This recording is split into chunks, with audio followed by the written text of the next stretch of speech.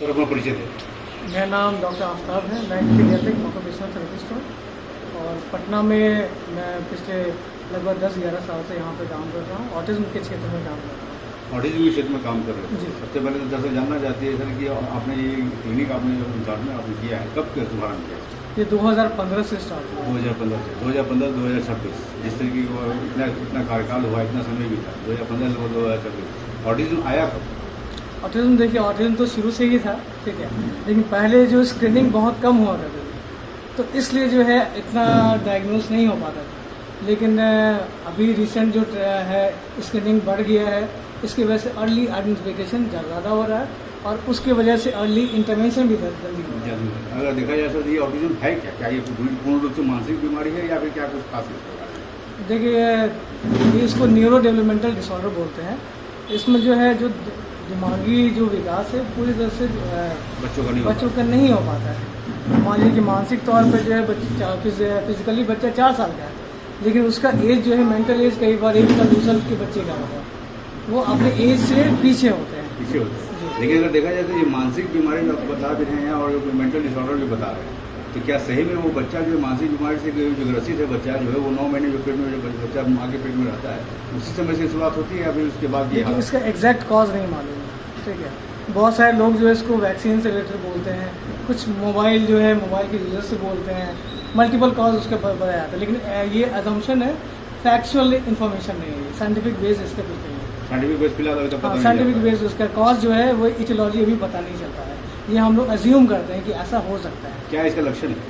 जी, इसका जो स्टार्टिंग जो है शुरू के जो फेज़ होते हैं उसमें 3 महीने से लेकर 1 साल 1.5 साल तक के बच्चे के छोटे छोटे लक्षण होते हैं।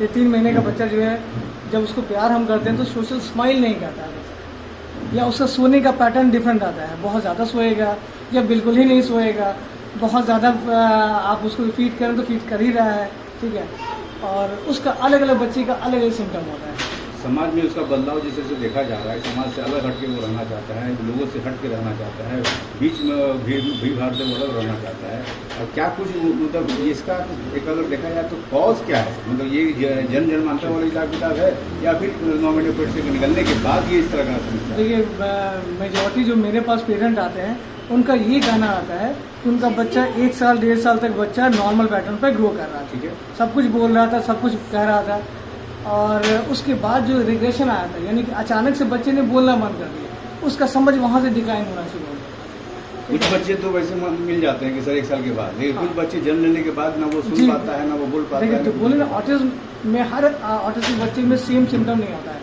कुछ बच्चों में जो है देर से भी सिम्टम आते हैं, कुछ बच्चे बाय बर्थ भी होते हैं।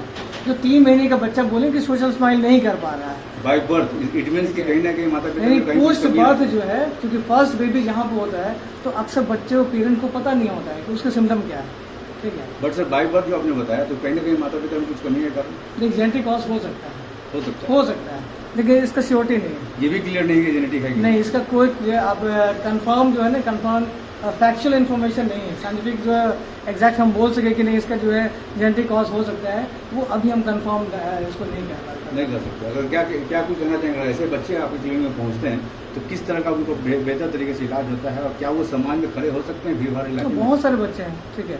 देखिए, इसमें क्या होता है कि 2 से 5 साल गोल्डन पीरियड बोला जाता है। जो बच्चा जितने अर्ली फेज में आ जाता है, डायग्नोस हो जाता है, उसका इंटरवेंशन यानी ट्रीटमेंट जल्दी होता है, और ट्रीटमेंट जल्दी होगा तो उसका रिकवरी जल्दी होगा।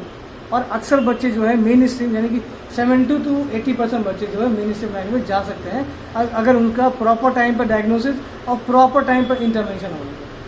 पेरेंट जो अक्सर बच्चे जो आते हैं वो या तो लेट डायग्नोस होते हैं आते हैं या मिस डायग्नोस हो जाते हैं। लेट डायग्नोस इसलिए होते हैं कि कई बार जो है उनके अक्सर पेरेंट का कंसर्न होता है कि स्पीच बच्चा 2 साल का हो गया है, बोल नहीं रहा है, ठीक है, लेकिन जो इन लॉज हैं वो अक्सर जो है कई बार मिस डायरेक्ट कर देते हैं अनजाने में, जानबूझ के नहीं, कि दूसरा बच्चा जो है दूसरे का बच्चा देर से बोला था, आपका हस्बैंड देर से बोला था, अंकल देर से बोला था, ये बच्चा भी देर से बोल देगा, लेकिन ये ऑटिज्म में एप्लीकेबल नहीं होता है। और इसके चक्कर में जब तक उनको समझ में आता है बच्चा अक्सर 4 से 5 साल क्रॉस कर लेता है। क्या कुछ इलाज है आपके? देखिए, इसका जो है कुछ थेरेपीज होती हैं, ठीक है, और ऑक्यूपेशनल थेरेपी हो गया, स्पीच थेरेपी हो गया, बिहेवियर थेरेपी हो गया।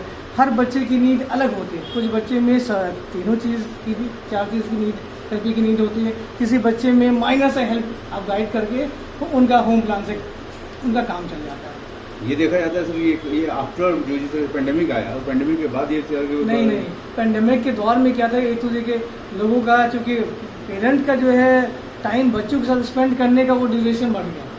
पहले क्या था, फादर पूरे टाइम ऑफिस में है, मदर बिजी है, तो बच्चे पर इतना गौर करके उसको ऑब्जर्व नहीं कर पाते थे। लेकिन हालात जो बढ़े हैं सर, जिस तरह से पेंडेमिक एक जो एज्यूम करते हैं कि चूँकि 1 साल 2 साल हम लॉकडाउन फेज में थे तो स्क्रीन टाइम बढ़ गया है, इसलिए कई बार लगता है कि हो सकता है स्क्रीन टाइम बढ़ने की वजह से वो ऑटिज्म को कहीं ना कहीं लिंकेज उसका हो सकता है। क्या मोबाइल भी इसका कुछ कारण है? उसको देखिए कंफर्म तो नहीं इसका यही कॉज है, ठीक है, लोग एक अजम्पशन है कि उसका कॉज हो सकता है स्क्रीन टाइम। अब एक ड्यूरेशन बता दीजिए, बच्चे का ड्यूरेशन क्या रहेगा समाज में खड़ा होने? देखिए हर बच्चे का डिफरेंट होता है, कुछ बच्चे 2 महीने 3 महीने में ही वो केपेबल हो जाते हैं। जो जितने उसमें देखिए ऑटिज्म में क्या है, वो सीवियरिटी का लेवल होता है, कोई माइल्ड होता है, कोई मॉडरेट होता है, कोई सीवियर कैटेगरी का होता है। माइल्ड वाले बच्चे 2-4 महीने में ही वो सेटल हो जाते हैं, वो फुल्ली इंडिपेंडेंट कई बार हो जाते हैं। मॉडरेट वाले थोड़ा ज़्यादा समय लगते हैं, सीवियर वाले बहुत ज़्यादा समय लगते हैं। तो कुछ महीने से लेकर कुछ साल तक भी जाता है। कुछ साल अगर बोले तो 2 से 2.5 साल 3 साल जी, उससे ज़्यादा भी ज़्यादा भी हो सकता है। ठीक है, यहाँ पे फैसिलिटी क्या है? यहाँ पर देखिए, यहाँ पे मेनली ऑटिज्म के लिए जो है occupational therapy service, behavioural service उसको प्रोवाइड किया जाता है। अभी कितने बच्चे यहाँ पे उस तरीके के पहुँच रहे हैं? यहाँ तो अभी तक जो है हजारों बच्चे पहुँच चुके हैं। इट मीन्स कि बहुत ज़्यादा बच्चे यहाँ पे, बच्चों की संख्या बहुत ज़्यादा बढ़ चुकी है। देखिए बच्चों की संख्या क्या है कि पटना में जब हमने स्टार्ट किया था तो बहुत ज़्यादा सेंटर नहीं थे, ठीक है, 1-2 सेंटर था, तो और अवेयरनेस भी नहीं था। अब तो अवेयरनेस भी बढ़ रहा है, कुछ मूवीज़ के माध्यम से डॉक्टर भी अवेयर हो गए, पहले तो डॉक्टर भी नहीं जानते थे। हमने 11 साल आपने खुद भी बताया कि अभी इसका इलाज भी नहीं निकल पाया, इसका पूर्णतः इलाज कई बार डॉक्टर उसके बेसिक लक्षण को नहीं जान पाते जी।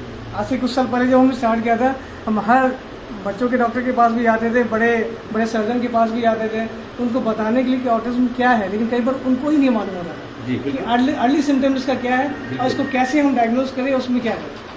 अगर देखा जाए तो अभिभावक जानना चाहते हैं, उन अभिभावक जानना चाहते हैं जिनके बच्चे इस तरह की प्रक्रिया को कर रहे हैं, इस तरह की क्रिया को कर रहे हैं, इस तरह का काम वो कर रहे हैं, क्या आपके पास आने के बाद उनको क्या बजट लगेगी बच्चों को सही होने में? देखिए बजट जो है तो बहुत एवरेज अगर मान लीजिए तो बच्चों को भविष्य की बात है, बच्चों की जीवन की बात है और बहुत इंपॉर्टेंट सब्जेक्ट है ये, जिसमें अभिभावक जानना चाहते हैं कि मेरे बच्चे इस तरह के हालात कर रहे हैं, इस तरह के काम कर रहे हैं, क्या बजट हमको देना पड़ेगा? बजट टोटली उससे सीवियरिटी पर डिपेंड करता है। मान लीजिए कोई हाई फंक्शनिंग बच्चा है, उसका वीक में 1 दिन बुलाने की नीड होती है, कई बार मंथ में 1 दिन बुलाने की नीड होती है। कुछ बच्चों को हम थ्राइस अ मंथ, यानी कि 3 महीने 6 महीने साल भर बाद भी बुलाते हैं। और कुछ बच्चे जो सीवियर कैटेगरी वाले, उनको डेली भी आना पड़ता है, तो उसके हिसाब से उनका जो है कॉस्ट ऑफ ट्रीटमेंट वो छोटा सा एक बजट बता दिया जाए। एवरेज हम बोलेंगे कम से कम 7 से 8 हज़ार, 7 से 8 हज़ार एवरेज आपका मंथली आपका लग जाएगा। मंथली 7 से 8 हज़ार मिनिमम। आप कहीं भी किसी सेंटर पे ड्यूरेशन के बारे में आपने बता दिया कि 2 बच्चे के अनुसार होगा, 3 महीने भी हो सकते हैं, 6 महीने भी हो सकते हैं, साल भर भी हो सकते हैं। देखिए एवरेज टर्म ले लें तो कम से कम 6 मंथ आपको कहीं भी सेंटर पे आपको टाइम देना पड़ेगा। टाइम देना पड़ेगा। एड्रेस जानना चाहते हैं अभिभावक सर? यहाँ ये अली नगर में है और ये Ali Nagar colony B 117/A ground floor पे है। एक कॉन्टेक्ट नंबर दीजिए सर आपसे।